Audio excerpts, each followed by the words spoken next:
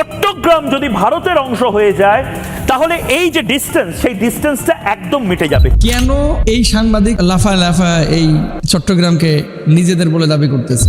ভারতের খুব উল্লেখযোগ্য কোনো মিডিয়া এটা না। তারপরেও যেহেতু চট্টগ্রাম নিয়ে কথা এসেছে, কয়েকটি কথা না বললেই নয়। ওরা যদি এই কথা বলে যে এই চট্টগ্রাম আগে ছিল হিন্দুদের, এখন মুসলমানরা দখল করে নিয়েছে, তাহলে আমরা বলবো গোটা ভারতবর্ষই ছিল মুসলমানদের। কারণ 1-2 বছর না, শত শত বছর, প্রায় 600 বছরের বেশি সময় মুসলমানরা এই অঞ্চলে কর্তৃত্ব দেখিয়েছে এবং পরিচালনা করেছে। চট্টগ্রামকে নিয়ে এই সাংবাদিক তো সবসময় নাচায় মানে লাফায় লাফায়, আমরাও দেখেছি ফেসবুক ইন্টারনেটে কি বলে না বলে মিন মিন মিন মিন করে কয়েকদিন আগে একটা কথা বলতেছিল, কি আবার বলতেছে তোমাদের ইলিশ খাবো না, এই সেই। আসলে ফেসবুক ইন্টারনেটের অবাধ বিচরণের পরে মানুষের অনেক ধরনের স্বাধীনতা মানুষ পেয়েছে, সেই স্বাধীনতার অপব্যবহারও করতেছে।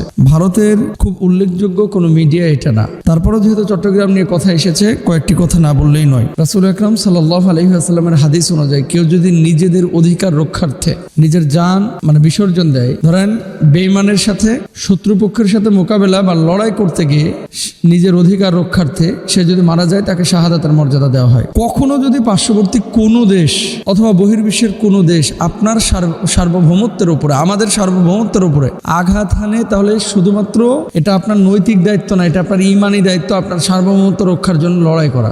ধরে নেন মিয়ানমার এই চট্টগ্রাম চাইলো বা খাগড়াছড়ি, রাঙ্গামাটি, বান্দরবন এই অঞ্চলটাকে দখল করে নিতে চাইলো। আপনার আমার ইমানি দায়িত্ব, এটা কোরআন এবং সুন্নাহর ভাষ্য অনুযায়ী ইমানি দায়িত্ব হচ্ছে এই ভূখণ্ডটা যেহেতু মুসলমানদের সাথে আছে, এবং কাফেররা যদি ছো মেরে এই ভূখণ্ড নিয়ে যায়, নামাজ পড়া আপনার উপরে যেমন ফরজ, এই মুসলমানদের এদের সাথে লড়াই করাটা তেমন ফরজ হয়ে যাবে। এটা শুধুমাত্র মানে ইসলামের ক্ষেত্রে যে কথাটা বলতেছে বিষয়টা এরকম না। কোনো ধর্মের মানুষই তার ভূখণ্ড আরেকজন নিয়ে চলে যাক, এটা কিন্তু চাইবে না। দ্বিতীয় পয়েন্ট, আরেকটা বিষয়, যে তারা যদি লড়াই করে পরবর্তীতে শহীদ হয়, ধরেন বাংলাদেশে আরেকটা যুদ্ধ হলো, এখন কেউ লড়াই করেছে নিজের অধিকার রক্ষার্থে, অবশ্যই সে শাহাদাতের মর্যাদা পাবে। চট্টগ্রাম আগে ছিল পুরোটাই হিন্দুদের দখলে, এরপরে মুসলমানরা এটা নিয়ে নিয়েছে। মিথ্যা কথা। শুধু হিন্দু না, বিভিন্ন ধর্মের মানুষ সেখানে ছিল, হিন্দুরাও ছিল, মুসলমানও ছিল।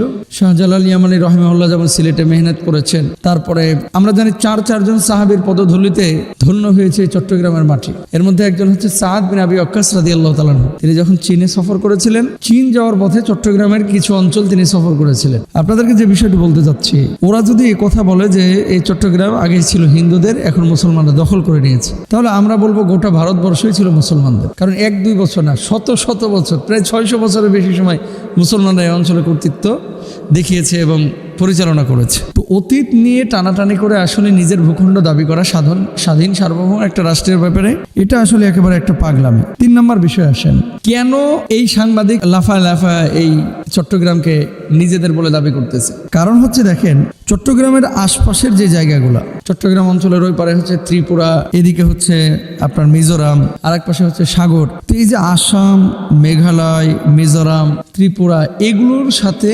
সরাসরি বা জাহাজে পণ্য আমদানি রপ্তানিতে ভারতের অন্যান্য অঞ্চল থেকে এসে জাহাজে করে পণ্য খালাস করার কোনো সুযোগ থাকে না, আমদানি রপ্তানির সুযোগ থাকে না। চিটাগাংয়ের সাথে যেহেতু সাগর আছে, এবং চিটাগাং বন্দর তো আমাদের বাংলাদেশের জন্য ফাইন্যান্সিয়ালি খুব ইম্পর্টেন্ট একটা বন্দর। এরা চাচ্ছে কি এই জায়গাটা যদি আমরা নিতে পারি, তাহলে আমাদের এই আসাম, মেঘালয়, তারপরে আপনার মিজোরাম, এই সমস্ত অঞ্চলগুলোতে পণ্য আমদানি রপ্তানিতে তারা বড় লাভবান হবে। এখন যদি ভারত সরকার বা মনে করেন ভারতের ঊর্ধ্বতন কেউ অথবা দায়িত্বশীল এই ধরনের কথা বলতো, তাহলে এটা আমল নেওয়ার মতো বিষয় ছিল।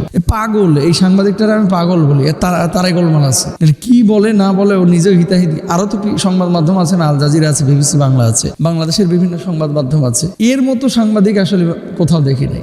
মন যা চাই তাই বলে, এদের কথা বিশ্বাস করা যাবে না। ইনজাকুম ফাসিকুম বিনাবাইন ফাতাবায়ানু, কোনো ফাসিক যখন কোনো সংবাদ দেয়, এটাকে ব্যাখ্যা বিশ্লেষণ ছাড়া বিশ্বাস করা যাবে না।